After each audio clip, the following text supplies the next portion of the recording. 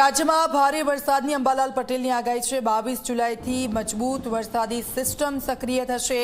ઉત્તર ગુજરાત, મધ્ય ગુજરાત, કચ્છમાં પડી શકે છે ભારે વરસાદ। મહેસાણા, સાબરકાંઠા, અરવલ્લીમાં 3 ઇંચથી વધુ વરસાદ પડી શકે છે। પંચમહાલ, દાહોદ, છોટાઉદેપુરમાં ભારે વરસાદની સંભાવના। કેટલાક વિસ્તારોમાં 5 થી 6 ઇંચ સુધીનો વરસાદ ખાબકી શકે છે। દ્વારકા, પોરબંદરમાં 3 ઇંચથી વધુ વરસાદ પડી શકે। 24 થી 27 જુલાઈએ દક્ષિણ ગુજરાતમાં અતિ ભારે વરસાદનું અનુમાન છે। દક્ષિણ ગુજરાતમાં 8 થી 10 ઇંચ વરસાદ પડવાનું અનુમાન। અતિ ભારે વરસાદથી નાની નદીઓમાં પૂર આવી શકે છે।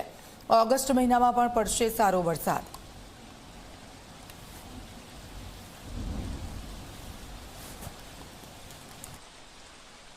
ખેડૂત ભાઈઓ જ્યારે વરસાદની રાહમાં છે ત્યારે જોવા જઈએ તો એક મજબૂત વરસાદી વહન તારીખ 22 જુલાઈ આસપાસ બની રહ્યું છે। તે ગુજરાતમાં આવતા ઉત્તર ગુજરાતના ભાગો, મધ્ય ગુજરાતના ભાગો અને કચ્છના ભાગોમાં પણ વરસાદ થવાની શક્યતા રહેશે।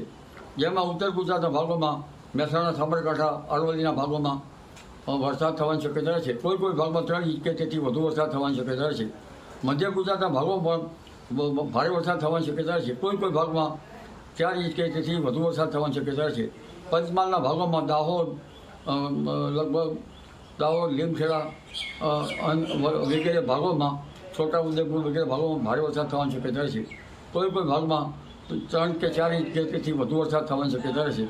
જો આ સિસ્ટમ મજબૂત હશે તો 5 થી 6 ઇંચ પર વરસાદ થઈ શકે। એટલે ઉત્તર મધ્ય ગુજરાતના કેટલા ભાગો વરસાદથી તરબોળ થઈ શકે।